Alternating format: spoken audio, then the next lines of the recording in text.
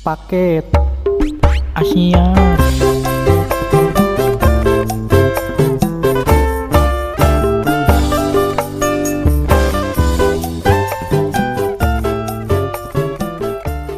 Transmisi sinaptik merupakan potensi aksi dalam neuron presinaptik yang menyebabkan neuron transmitter dilepaskan ke celah sinaptik. Apa itu neurotransmitter? Neurotransmitter adalah senyawa kimiawi dalam tubuh yang bertugas untuk menyampaikan pesan antara satu sel saraf atau neuron ke sel saraf target. Sel-sel target ini dapat berada di otot, berbagai kelenjar, dan bagian lain dalam tubuh. Ini merupakan contoh dari gambaran neuron. Jenis neurotransmitter. Yang pertama ada neurotransmitter eksitatori. Neurotransmitter eksitatori ini bekerja dengan mendorong neuron target untuk melakukan sebuah aksi.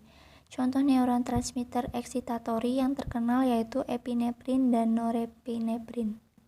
Yang kedua ada neurotransmitter inhibitori. Neurotransmitter ini dapat menghambat aktivitas neuron, sehingga berkebalikan dengan cara kerja neurotransmitter eksitatori. Contoh neurotransmitter inhibitori adalah serotonin. Beberapa neurotransmitter dapat bekerja sebagai eksitatori maupun inhibitori. Contohnya yaitu dopamin dan asetikolin. Di sini ada beberapa komponen yang perlu kita pelajari bersama. Ini merupakan gambaran sinapsis. Ini merupakan bagian-bagian sinapsis. Di dalam bagian sinapsis ini ada beberapa komponen. Ini merupakan vesikula sinapsis. Vesikula sinapsis merupakan kantong-kantong yang akan membungkus zat-zat tertentu, kemudian di dalam kantong tersebut terdapat neurotransmitter. Neurotransmitter ini berupa zat kimia yang berfungsi untuk menghantarkan impuls. Biasanya sering disebut zat kimianya adalah asetilkolin, serotin, atau dopamin. Kemudian ini merupakan membran sinapsis, ini merupakan bagian luarnya.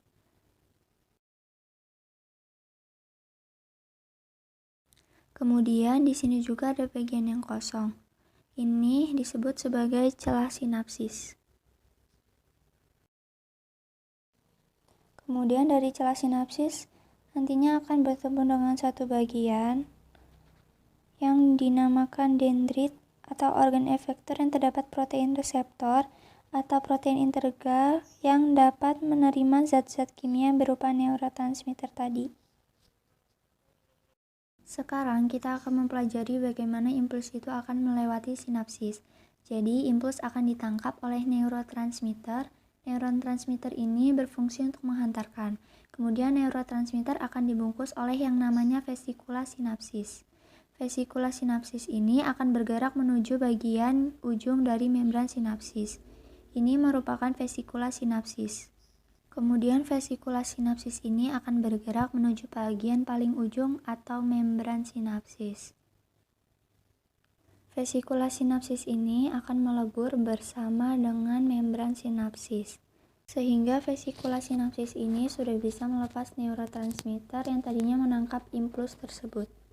Jadi neurotransmitter tadi akan dilepas melalui celah sinapsis, kemudian dari celah sinapsis akan ditangkap oleh protein reseptor. Protein reseptor ini akan membuka dan menangkap neurotransmitter. Kemudian dibawa masuk ke dendrit.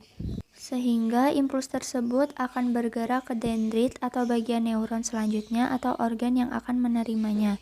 Contohnya otak atau otot. Jadi inilah mekanisme penghantaran impuls melalui transmisi sinapsis. Jadi kurang lebih nanti akan ditangkap oleh neurotransmitter. Neurotransmitter akan ditangkap oleh vesikula sinapsis. Vesikula sinapsis akan melebur bersama dengan membran sinapsis sehingga neurotransmitter itu dapat keluar melewati celah sinapsis, kemudian akan ditangkap oleh protein reseptor dan akan dibawa ke dendrit selanjutnya atau akan dibawa ke otot atau otak sehingga impuls tersebut tidak hanya diam atau berhenti, tetapi dia terus dibawa ke pusat saraf otak dan dikembalikan ke bagian-bagian efektor sehingga ada dampak yang dikeluarkan oleh tubuh.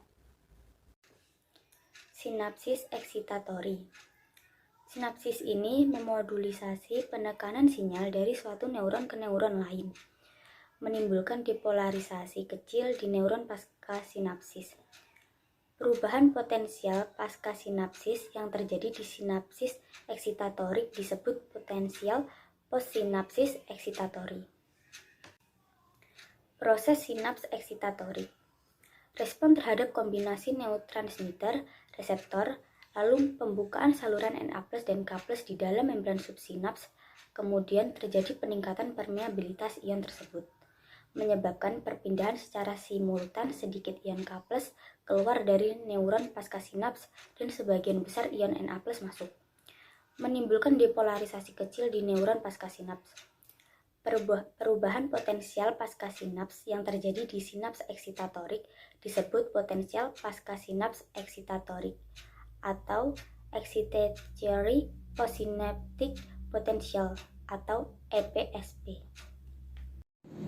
Saya akan menjelaskan contoh-contoh neurotransmitter yang bersifat eksitatori. Sebelumnya, neurotransmitter eksitatori bekerja dengan mendorong neuron target untuk melakukan sebuah aksi. Contoh yang pertama adalah asetilkolin. Asetilkolin adalah neurotransmitter yang berperan dalam kontraksi otot, merangsang aktivitas beberapa hormon, serta mengendalikan jantung. Neurotransmitter akan menstimulasi sehingga berkontraksi untuk menyampaikan sinyal dari satu sel ke sel lainnya.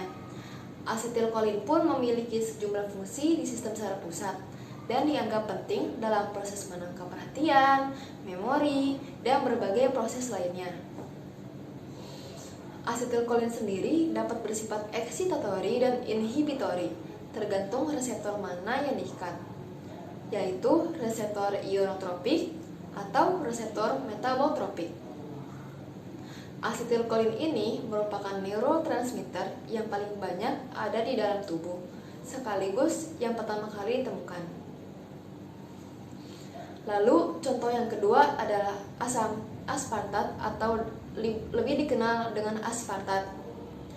Aspartat merupakan satu dari 20 asam amino penyusun protein. Bagi mamalia, aspartat tidaklah esensial. Fungsinya diketahui sebagai pembangkit neurotransmitter di otak dan saraf otot. Aspartat pun berperan dalam daya tahan kepenatan. Neurotransmitter yang bersifat eksitatorik yang ketiga adalah dopamin. Dopamin dikenal dengan neurotransmitter rasa senang. Dopamin memainkan peran paling penting untuk daya ingat, perilaku mempelajari sesuatu, hingga koordinasi gerak tubuh. Selain itu, neurotransmitter ini juga berfungsi dalam pergerakan otot. Yang keempat, histamin. Histamin berperan dalam mendukung beberapa fungsi tubuh, antara lain sebagai komponen asam lambung yang membantu menghancurkan makanan dalam proses pencernaan, serta menjadi neurotransmitter yang meneruskan pesan dari tubuh ke otak. Neurotransmitter yang bersifat eksitatori berikutnya yaitu ada norepinefrin atau noradrenalin. Norepinefrin yang juga disebut noradrenalin termasuk kelompok katekolamin yang berada di dalam otak dan tubuh yang berfungsi sebagai hormon dan neurotransmitter. Bagian-bagian tubuh yang menghasilkan atau yang dipengaruhi oleh norepinefrin disebut sebagai noradrenergik. Di otak, norepinefrin dihasilkan oleh nukleus. Di luar otak, noradrenalin ini digunakan sebagai neurotransmitter oleh ganglia simpatis yang terletak di dekat sumsum tulang belakang atau di abdomen. Noradrenalin ini juga dilepaskan langsung ke aliran darah oleh kelenjar adrenal.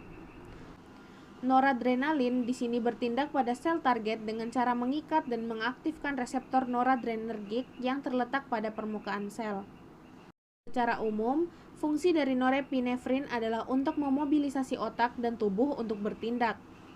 Pelepasan noradrenalin terendah terjadi pada saat tidur, yang kemudian naik selama terjaga dan mencapai tingkat yang jauh lebih tinggi selama situasi stres atau bahaya. Di otak, noradrenalin meningkatkan gairah dan kewaspadaan, meningkatkan pembentukan dan pengembalian kembali memori, serta memfokuskan perhatian. Hal ini juga meningkatkan kegelisahan dan kecemasan. Di seluruh tubuh, noradrenalin meningkatkan denyut jantung dan tekanan darah, memicu pelepasan glukosa dari tempat penyimpanan energi, meningkatkan aliran darah ke otot rangka, mengurangi aliran darah ke sistem pencernaan, dan menghambat pengosongan kandung kemih dan motilitas gastrointestinal. Berikutnya yaitu epinefrin atau adrenalin. Epinefrin adalah sebuah hormon yang disekresi sebagai reaksi terhadap tekanan dan kecepatan gerak tubuh. Epinefrin juga memainkan fungsi sebagai neurotransmitter sekaligus hormon. Epinefrin atau hormon adrenalin dihasilkan oleh kelenjar adrenal atau kelenjar anak ginjal dan lebih tepatnya pada bagian medula adrenal, yaitu bagian dalam. Epinefrin atau hormon adrenalin timbul sebagai stimulasi otak yang dapat membuat kita menjadi was-was dan siaga, dan secara tidak langsung akan membuat indera kita menjadi lebih sensitif untuk bereaksi. Kemudian, stres juga dapat meningkatkan produksi kelenjar atau hormon adrenalin. Sebenarnya, jika tidak berlebihan, hormon tersebut bisa berakibat positif, yaitu membuat seseorang lebih terpacu untuk bekerja atau menjadi lebih fokus. Namun, jika hormon diproduksi berlebihan akibat stres yang berkepanjangan, maka akan terjadi kondisi kelelahan bahkan menimbulkan depresi. Kemudian penyakit fisik juga mudah untuk berdatangan, akibat dari darah yang terpompa lebih cepat, sehingga mengganggu fungsi metabolisme dan proses oksidasi di dalam tubuh. Epinefrin atau hormon adrenalin ini disekresikan ketika orang sedang marah, merasa ketakutan, dan mengalami stres. Pada keadaan tersebut, kadar hormon adrenalin di dalam tubuh akan naik. Selain itu, hormon ini juga dapat dirasakan pada saat kita melakukan kegiatan-kegiatan yang menegangkan, seperti berdiri di ketinggian atau berada dalam kondisi ketakutan. Neurotransmitter yang bersifat eksitatorik. Glutamat memiliki banyak peran dalam metabolisme. Pada otak, glutamat berperan sebagai neurotransmitter atau senyawa yang berperan membawa sinyal antara sel saraf. Adapun serotonin berperan dalam mengatur suasana hati seseorang. Selain itu, serotonin juga mengatur pembentukan darah, nafsu makan, aktivitas tidur, serta ritme sirkadian.